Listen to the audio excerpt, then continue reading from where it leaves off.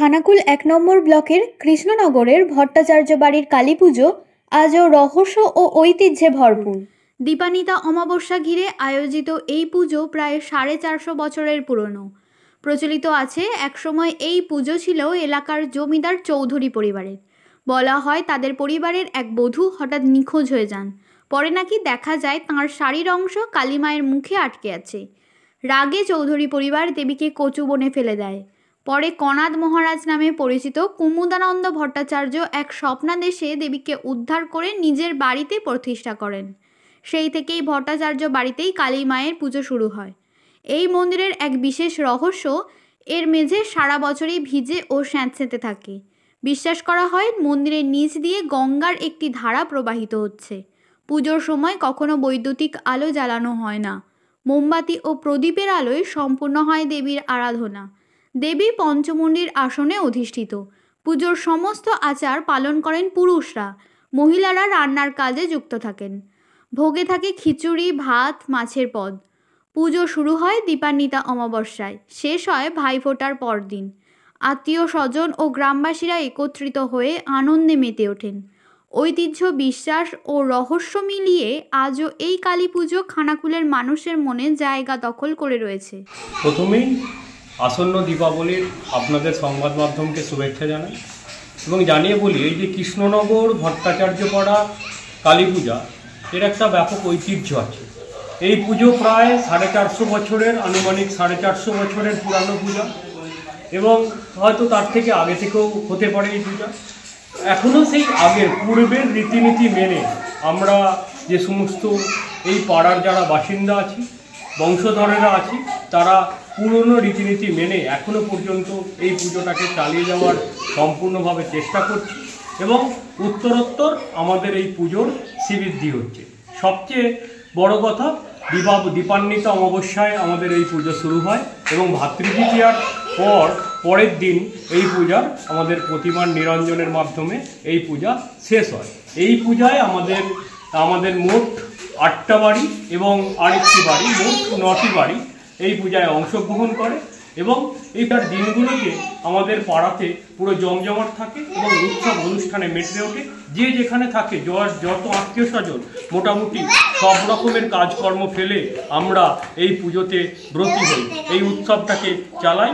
এইভাবেই আমরা ঐতিহ্য মেনে এই পুজোটাকে করার চেষ্টা করছি। সবচেয়ে আরেকটা বিষয় যে দেখবেন, অন্য জায়গায় পূজায় যেমন পূজা দিতে গেলে, মায়ের পূজা দিতে গেলে একটা টাকা পয়সা সব কিছু দিতে হয়, আমাদের এখানে কিন্তু সম্পূর্ণ আমরা মন্দিরেতে সম্পূর্ণ বিনা পয়সায় পুজো অর্চনা করা হয়। মায়ের ভক্তি ভরে আমরা পূজা করি।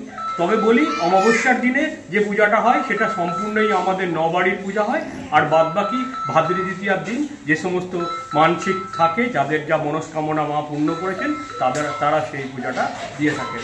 এইভাবেই আমাদের পূজা চলে। আমাদের এখানে বলিদানের কথাও প্রচলিত আছে। অমাবস্যার দিন বলিদান হয় এবং ভাতৃদ্বিতীয়ার দিনও দিনের বেলা মানসিকের যে সমস্ত বলিদানগুলো হয়। মাকে ভোগ দেন কি হিসেবে? হ্যাঁ, মাকে ভোগ নিবেদন করা হয়, যার যেমন সামর্থ্য।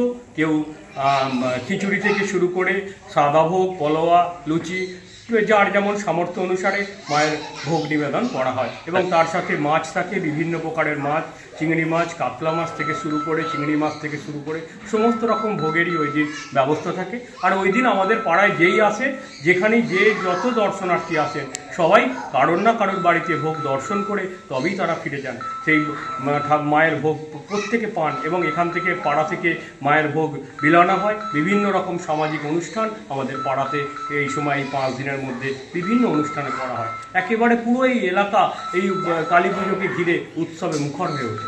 মূলত এই পুজোর শুরুয়াত কিভাবে হয়েছিল, বা পুরনো দিনের যদি কিছু ইতিহাস জানা সম্পর্কে একটা মিথ প্রচলিত আছে।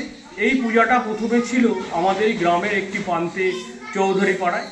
সেখানে যে মিথটা প্রচলিত আছে, সেখানে মা নাকি একটা মেয়েকে সন্ধে দিতে গিয়ে তার এক মহিলার আঁচল মায়ের গায়ে লেগে যাওয়ার পর কি হয়, মা তাকে খেয়ে নেয়। খেয়ে নেওয়ার পর ওরা নাকি, চৌধুরী পাড়ার লোকেরা নাকি মাকে ফেলে দেয়। ফেলে দেওয়ার পর পাশে কোনো বন জঙ্গলে ফেলে দেওয়ার পর আমাদের যিনি পূর্বপুরুষ, সেই কনাদ, মহর্ষি কনাদ ছিলেন, তিনি প্রথম মাকে এনে এখানে প্রতিষ্ঠা করেন এবং তারপর থেকেই প্রতি বছর দীপান্বিতা অমাবস্যায় এই পূজা চালু হচ্ছে। পরবর্তীকালে বিভিন্ন জন দেখিয়েছেন মা কোনোদিনও তার মেয়েকে বা তার সন্তানকে খেতে পারে না, বিভিন্ন রকম কারণে আগেতে বিভিন্ন কারণে মায়ের উপর দোষ চাপিয়ে মাকে ফেলে দেওয়া হয়েছিল। আমরা এখনও বিশ্বাস করি না যে মা কাউকে খেয়ে নিয়েছেন বলে, দোষ চাপিয়ে মাকে ফেলে দেওয়া হয়েছিল বলেই এটা আমরা এখন বিশ্বাস করি। কারণ আমাদের মা মঙ্গলময়ী, আমাদের মা কখনোই কোনোদিন অমঙ্গল করতে পারে না, এটা আমরা সকলেই পাড়ার নবাড়ি অন্তত বিশ্বাস করি। মায়ের যে বলির প্রথা রয়েছে এটা কি বলি হয়? ছাগ বলি হয়, আর আখ, ছাঁচি কুমড়ো, আদা। কতগুলো ছাগ বলি পড়ে মোটামুটি? প্রথম অমাবস্যার দিন 9টা বলি, 9টা ছাগল, আর একটা মোট 10টা ছাগল বলি হয় অমাবস্যার দিন। আখ, আদা, ছাঁচি কুমড়ো এইগুলো বিজয় সংখ্যা আনার জন্য এগুলো বলি হয়। আর ভাতৃদ্বিতীয়ার দিন যে যার যেরকম মানসিক থাকে সেই রকম করে তারা বলি দেয়, সেটা আমাদের এতে না। আর মাকে ভোগ হিসেবে মাছও দেওয়া হয়? হ্যাঁ, মাছও দেওয়া হয় এবং মাছ রাখার জন্য মন্দিরের একটা কোণ বরাদ্দ থাকে, সেই কোণেতেই মাছগুলো রাখা হয়। মাকে যে বেদিতে বসানো যে আসনটা, ওই আসনটা কি আলাদা? পঞ্চমুণ্ডির আসন এবং পঞ্চমুণ্ডির বেদি, সেইখানেই মায়ের পুজো হয় এবং প্রতি অমাবস্যাতেই এই পঞ্চমুণ্ডের বেদিকে পুজো করা হয়। পুরোহিত ঠাকুর কি পুরো ফিক্সড থাকে না? হ্যাঁ, পুরোহিত ঠাকুর ফিক্সড। কত বছর পুজো করছেন ওই পুরোহিত ঠাকুর? এই পুরোহিত ঠাকুর এখন হবে বছর আসতে পুজো করছেন, এরকম হবে। আগে যিনি পুজো করতেন সেই পুরোহিত ঠাকুর মারা গেছিলেন, তারপরে ইনি পুজো করছেন, বছর আসতে পুজো করছেন। মূলত এই পুজোটাকে সাধারণ মানুষ চেনে কিভাবে? ভট্টাচার্য বাড়ির পুজো বলে? হ্যাঁ, ভট্টাচার্য কৃষ্ণনগর ভট্টাচার্য পাড়া কালী পুজো বলেই চেনে। আপনার পরিচয়? আমার পরিচয়, আমি সৌরভ ভট্টাচার্য, আমি সেকেন্দারপুর রায়কেবি পাল বাহাদুর হাই স্কুলের শিক্ষক। আপনি পুজোর? হ্যাঁ, আমি আমার পাড়াতেই পুজো, আমার বাড়িরই পুজো করতে হবে, আমি এই পুজোর অংশীদার একদম। হ্যাঁ, এই মন্দিরটি বহুদিনের পুরানো, তখন তারপরে ভাঙাচোরা হয়ে গেছিল। আমরা সকল বংশধরেরা মিলে এই মন্দিরে সংস্কার করা হয়েছে, আজকে এই জায়গায় এসেছে। মনে রাখতে হবে এই মন্দিরে পূজার সময় কোনো রকম ইলেকট্রিকের আলো কিন্তু জ্বলে না, এখানে শুধু মোমবাতি আর জাগপ্রদীপ পুজোর দিনে জ্বালা হয় এবং বিসর্জনের পর সেই জাগপ্রদীপ নেভে আর কি। কখনোই জাগপ্রদীপকে আমরা নিভতে দিই না, ঠিক টাইমে রাত্রিবেলা উঠে এতে তেল দেওয়া হয়। আর কি না, এই কথিত আছে এই মন্দিরের সাথে মা গঙ্গার যোগ আছে। এই মন্দির আপনারা দেখবেন, এখনও দেখছেন ভিজে, কখনো দেখবেন এই মন্দির বা বেদি কখনো শুকাতে আমরা দেখিনি। এবং যখন মন্দিরের সংস্কার হচ্ছিল, আটচালা যে মন্দির সংলগ্ন যে আটচালার কাজ চলছিল, তখনও কিন্তু এই যা খোলা হচ্ছে তখন জল বেরিয়ে যাচ্ছিল মন্দিরের থেকে। মন্দির যথেষ্ট, আর রাস্তার লেভেল থেকে যথেষ্ট উঁচু, তা সত্ত্বেও কিন্তু মন্দিরের ভিতরটা মাটিরই আছে, মন্দিরের ভিতরটা সিমেন্ট হয়নি, আটচালাটা সিমেন্টের আছে, কিন্তু ভিতরটা আমরা সিমেন্টের করতে পারিনি। যে কারণে এখানে যেহেতু এটা স্বপ্নাদেশের কালী, সমস্ত কিছুই স্বপ্নাদেশ পেয়েই এখানে কাজ আমরা করি। একদম পুরাতন রীতিনীতি মেনেই আমরা সমস্ত কিছু ঐতিহ্য ধরে রাখার চেষ্টা করছি এই ভট্টাচার্য পাড়া এই কালী পুজো উপলক্ষে। মার স্বপ্নাদেশ দিয়েই মা এসেছে। মা আগে ছিল ওই গোপীনাথ পাটে, এবার ওরা কি রাধাবল্লভ পাটে ওরা কি করেছে, সেই জন্যে মা ওদিকে করেছে বলে মা স্বপ্ন দিয়ে ওইখানে থাকেনি, বিসর্জন দিয়েছিল। একটা বাচ্চা মেয়েকে খেয়ে ফেলেছিল, সন্ধে দিতে গেছিলো যে মায়ের ফুটি দুটো থাকে পাশে ঝোলে, হ্যাঁ, সেই জন্যে ফেলে দিয়েছিল। এবার তাকে বাবার মাকে আমাদেরকে স্বপ্ন দিয়েছে, ওই জন্য আমরা এখানে মাকে প্রতিষ্ঠিত করেছি। এবার যখন এতই শুদ্ধাচারে করতে হয়, রান্নাবান্না করলে কারো থাকা চলেনি, পেচ্ছাপ বসলে চান করতে হবে, পায়খানা পেলে তো করতেই হবে, নোংরা কাপড়ের কোনো না দেখিয়ে মাকে ভোগটা রান্না করলেই ভালো হয়। কোনো কিছু খুঁত হলে মায়ের তখন কঠিন শাস্তি, হ্যাঁ, এমন মানে সংসারের ওপর দিয়ে যাবে। শুদ্ধাচারে না করলে খুবই অসুবিধে। মায়ের পুজোয় যে সমস্ত সেবকরা থাকে তারা কি সমস্ত ছেলে? সব ছেলে। মায়ের প্রসাদ ভোগ রান্না প্রসাদ ভোগগুলো আমরা করি, আর ভোগগুলো বিতরণ করবে বেটা ছেলেরা, মন্দিরের ভেতর ঢোকাবে, গোটা মন্দির ভর্তি প্রসাদ মায়ের ভোগটা। মানে মায়ের পুজোর কাজে কোনো মহিলা লাগতে পারবে না? না, মায়ের যেদিন নিরঞ্জন যাবে সেদিনই আমরা শুধু ঢুকতে পারি মায়ের দুটো পুষ্পর জন্য, তাছাড়া না, তাও অনেক দূরে। আর মায়ের মূর্তির কারিগর নিয়ে কি জানেন? যে ওই যে বললাম মায়ের মূর্তির কারিগর আজই গেল বাড়িতে, মানে এইখানে একজনদের বাড়িতে তারাই করে আসে পূর্বপুরুষরা।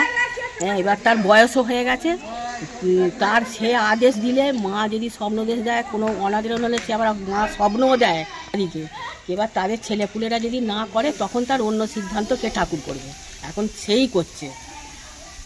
মায়ের এরকম কত বছর ধরে চলছে এই পুজো জানেন? কত বছর হবে? 400 450 বছর। কি নাম আপনার? আমার নাম মিতালি ভট্টাচার্য। মায়ের বিষয়ে মায়ের আমাদের খুব জাগ্রত মা, হ্যাঁ, খুব নিয়ম কানুন মেনে এই ঠাকুর পুজো করতে হয়। এই মন্দিরে আমাদের কোনো মেয়েরা খুব করবে না, সেটাই করবে, বা দীক্ষিত যারা, হ্যাঁ। আবার সারা বছরই আমাদের এই মায়ের খুব জাঁকজমক করে পুজোটা আরম্ভ হয়। কেমন লাগছে আর কদিন পরে কালী হ্যাঁ, পুজো? কালী ধরে কালী পুজো দেখতেই তো পাচ্ছেন, চারদিক তো পরিষ্কার করা হচ্ছে, হ্যাঁ। মাকে তো অনেক কষ্টে এই তো দেখতে রোদে বাসা হয়েছে মাকে, হ্যাঁ। এমন সময় পুজোটা হবে, দিন 15 মধ্যেই তোমাকে এটা করে ফেলতে, ঠাকুর করেই পুজোটা করতে হবে। এই যে মা আসছে আবার বাড়িতে, পুজো কটার দিন কেমন কাটবে? আর পুজো কটা দিন ভালোই কাটবে, সব বাড়ি সব আত্মীয় স্বজন সবাই তো যাকে আসবে, মায়ের ঠাকুর করা চলবে না। হ্যাঁ, যে পূর্বপুরুষদের আমলে এর বংশধররাই করবে, যাকে তুমি ইচ্ছা মতো বেছে নেবে সেটা চলবে না। হ্যাঁ, ওনার আদেশ যে এদিকে দিয়েই করাতে হবে। আর বরণ করবো বেটা ছেলে, সন্ধ্যেটা শুধু 1 বছর আমাদেরকে দিতে হবে, কিন্তু যাবতীয় বেটা ছেলে। তোমাকে ভোগ দিতে হবে, মানে মায়ের সমস্ত কাজই বেটা ছেলে থেকে দিয়ে করতে হয়, কোনো মহিলা কাজে লাগতে পারে না মায়ের কাছে। পালা যে সন্ধ্যেটা আমরা দেবো, তাছাড়া কোনো মেয়েদের কোনো কিচ্ছু করার ইয়ে নেই। তারপরে এই যে পুজো তারপরে টাইম হতে হবে। কোনো একটা পুজো নৈবেদ্য আসবে, ছেলে তো ওখানে খেয়ে নিয়েছিল মাকে। নৈবেদ্য আসবে, ভোগ আসবে, খুব টাইম মতন আসবে, আউতি হবে। কি নাম আপনার? আমার নাম কৃষ্ণা ভট্টাচার্য। নিউনুর সোফা সেন্টার, এখানে সমস্ত রকম সোফা পাইকারি ও রিটেলে বিক্রয় করা হয়। সমস্ত সোফা নিজস্ব কারখানায় তৈরি করা হয়। প্রোপাইটার হানিফ হোসেন খাঁ ও রুহুল হোসেন খাঁ, বড়ডোঙ্গল হাটতলা সিনেমা হলের সন্নিকটে, হুগলি। যোগাযোগ 7797170093 এবং 9382003105।